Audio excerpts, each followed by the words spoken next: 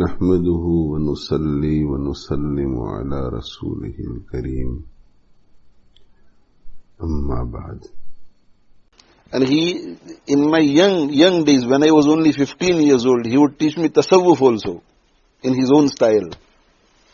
The very first time I led Tarawih at Masjid-e-Noor, the madrasa of Masjid-e-Noor, not Masjid-e-Noor, the madrasa of Masjid, the young boys, 5 of us.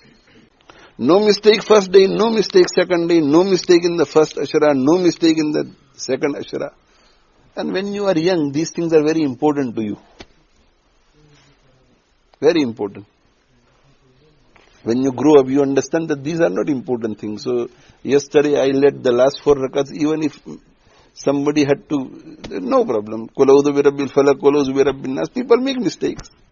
But when you are young, you want to break that record that I performed Tarawih without a single mistake.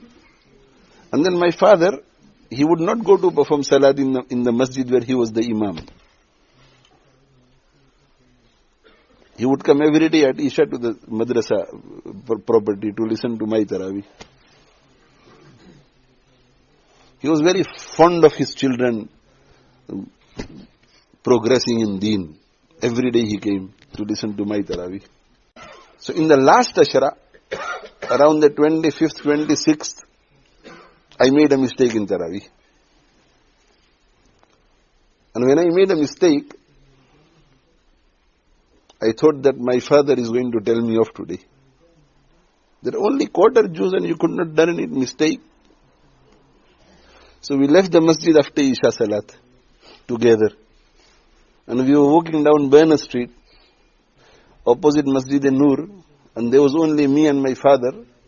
And when he saw that there was nobody there, he stopped and he looked at me. And he said that you made a mistake today and I am very, very happy. He said, you made a mistake today and I am very, very happy. And then he said, you know why I am happy?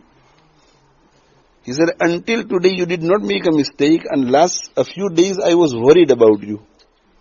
That if my son does not make a mistake during the Tarawih, he will become proud of himself. And this will be very detrimental for him.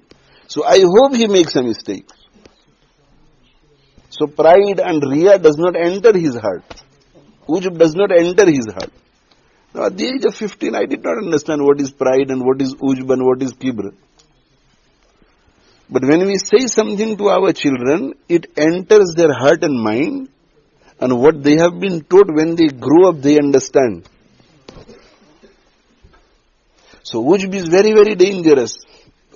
Kibr is very, very dangerous. At that time, I did not understand what these things were. But he had put this in my mind. So when I understood what ujb was, what kibr was, then I made a point of trying to keep myself away from it. This is Tarbiyyah. Tarbiyyah is not scolding and hitting and punishing. No. Tarbiyyah of the mind. You force your child to perform Salat. This is not Tarbiyyah. Tarbiyyah is that you motivate your child to believe that Salat is compulsory, and if I don't perform Salah, I will have to answer on the day of Qiyamah. Forcing children to do something is martial law. And martial law doesn't stay for long. Democracy comes. And once democracy comes, everything will go away. When the child reaches the age of 18, democracy will rule. Martial law will not be able to rule. And if we nurture our child properly, then after the child becomes 18, there will be no martial law, no democracy, there will be khilafah in his life. Khilafah in his life. He will be able to control his nafs according to the laws of Allah subhanahu wa ta'ala.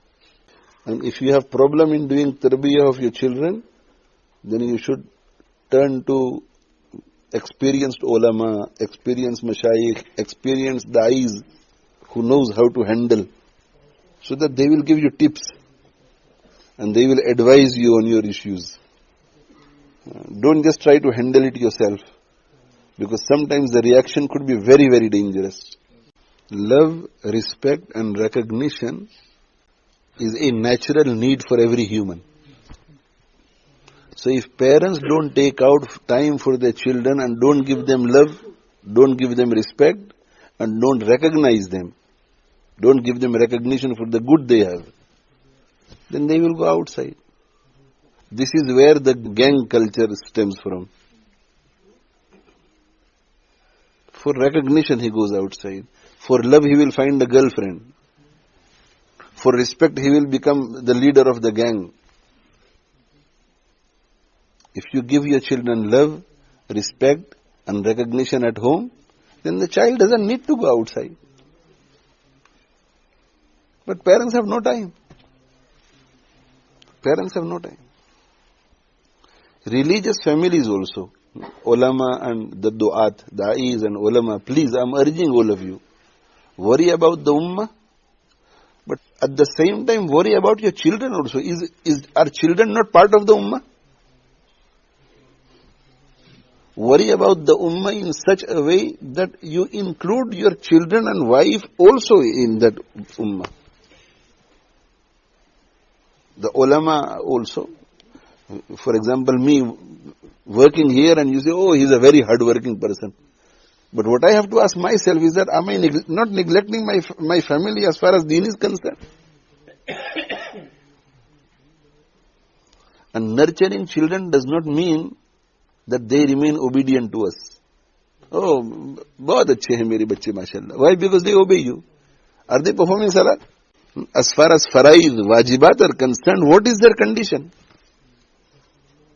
So people feel that no, because my children are obeying me and they do what I tell them to do, they are very nice children. So because they obey you, they are very nice children, and at the same time they are disobeying the Creator. How can they be nice children?